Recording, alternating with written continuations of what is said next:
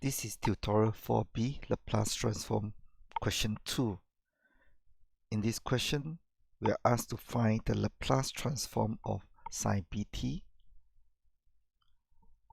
cosine bt, and e minus a multiplied by cosine bt using direct evaluation as well as frequency shift property.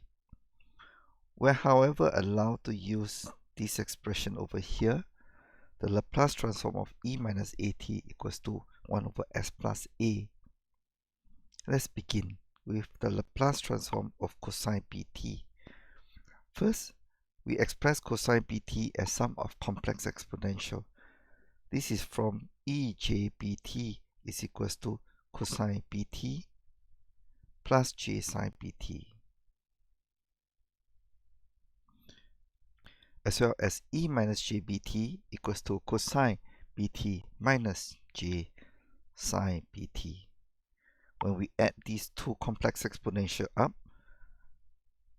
the imaginary part is 0, and we have 2 cosine bt is equals to sum of e plus jbt plus e minus jbt. So this is how we got the expression on the left here. The other thing, once we have this, we can then use the Laplace transform of this individual expression.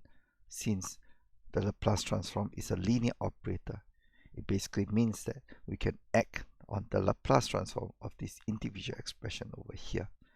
Let's bring the half outside, and individually we get this Laplace transform. The rest then is mechanical.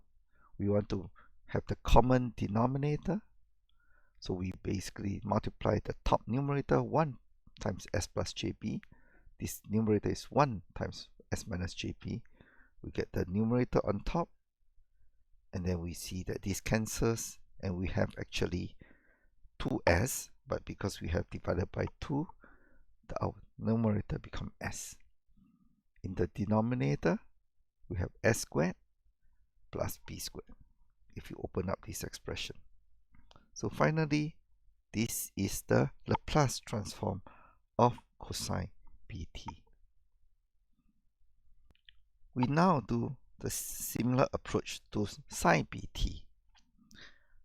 Again, we express the sine bt as sum of complex exponential. Here is divided by 2j. Let's see why again. We would use this expression again, however, we're going to change plus to minus. So now we have e plus jbt minus e minus jbt, the cosine disappears. J sine bt minus j sine bt is 2j sine bt. We move the 2j to the other side, and therefore we now have this expression over here. E plus jbt minus e minus jbt divided by 2j. Again, we make use of the property that the Laplace transform is a linear operator. We can act on this individually, and we bring the 2j out. So this 2j is sitting out there. This is the Laplace transform of e plus jbt. This is the Laplace transform of e minus jbt. Again, we want to have common denominator. Therefore, this goes to the top, and we open up the brackets, and we have this. Now, in this case, s minus s cancels. We have 2jb divided by 2j, and therefore we have b on the numerator, and denominator we have this. So this is the Laplace transform of the sine of bt. Now the differentiation of sine bt is equals to cosine bt times b.